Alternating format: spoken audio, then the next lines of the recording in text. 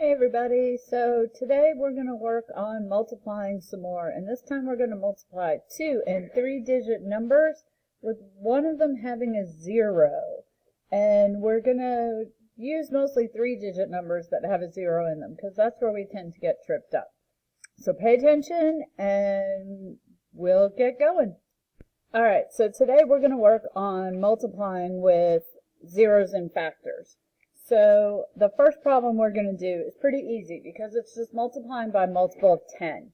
So if you look, my area model looks kind of crazy because it only has 2 sides to it. I don't have anything in my ones digit in 70. So when I multiply 70 times 25, I only need these 2 spaces. So 70 times 5 is 350. And 70 times 20 is 1,400. And then I could just add those together. 1,400 plus 350 is 0,571. 1,750. So let's look at it in standard algorithm. I'm multiplying by a multiple of 10. So 0 is always in my ones place. Now, using our standard algorithm method that we used the other day, let's go. 7 times 5 is 35. We're going to write down our little 3. 7 times 2 is 14, plus 3 more hundreds from 70 times 5 gives me 1,750. Look how easy that was. Super easy, right? Okay, let's keep going. Okay, so now we're going to multiply 306 times 25. And I'm going to rewrite my standard algorithm because I forgot when I was setting this up for you. So we have that there. Now, you're probably going, Miss Walker, I have a 3-digit number and a 2-digit number. Why do I only have 4 boxes in my area model? And I hope that you're doing this with me because you really need to write it down. So, I'm going to start over here multiplying by 5. 5 times 6 is 30. 5 times 300 is 1,500. So let's add those together. 1,500 plus 30 is 1,530. Now, let's take a look at the other half. 20 times 6 is 120. 20 times 300 is 6,000. And we're going to add those together. 6,000 plus 120. And we get 0,216. When I add those 2 partial products together, 6,120 plus 1,530, I'm going to get 7,650. Now let's come over here to our standard algorithm and see how they line up. So 5 times 6 is 30. I'm going to write down my 0. I'm going to go ahead and regroup my 10s there just to keep it in good habit. 5 times 0 is 0 plus 3 is 3.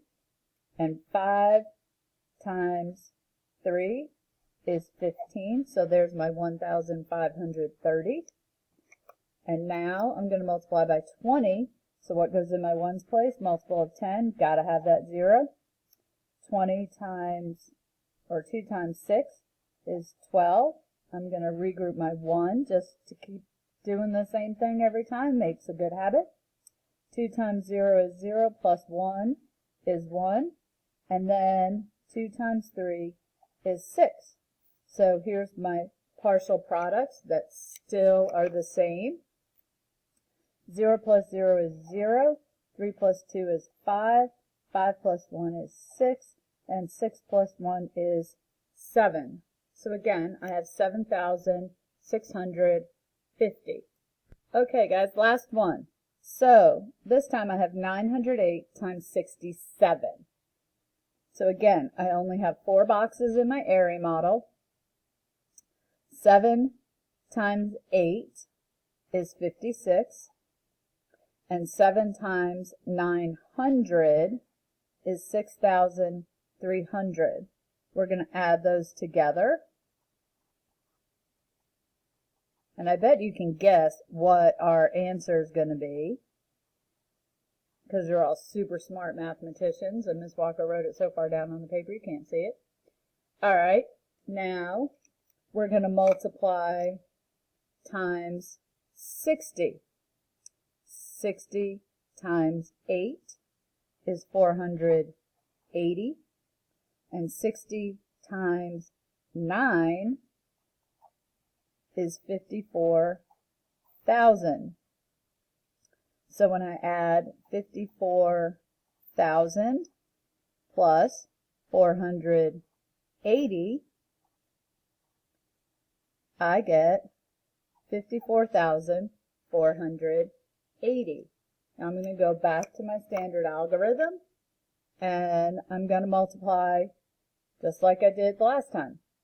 7 times 8 is 56, and we're going to regroup our 5 over here. 7 times 0 is 0, plus 5 is 56. 7 times 9 is 63. So I have 6,356, which is the same as my partial product from my area model. Now, multiplying times 60. What goes in our ones place? That 0.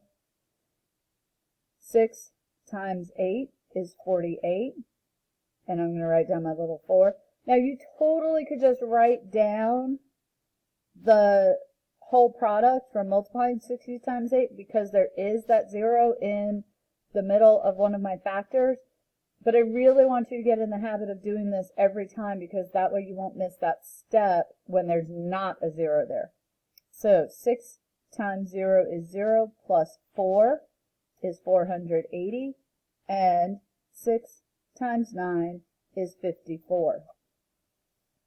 So now I'm going to add up my partial products. 6 plus 0 is 6. 5 plus 8 is 13. And I'm going to regroup there. 1 plus 3 is 4. 4 plus 4 is 8. 6 plus 4 is 10. And I'm going to regroup. And 5 plus 1 is 6. So I have 6,836. Now, Ms. Walker forgot to do that over here. So let's go ahead and double check, make sure both our answers match.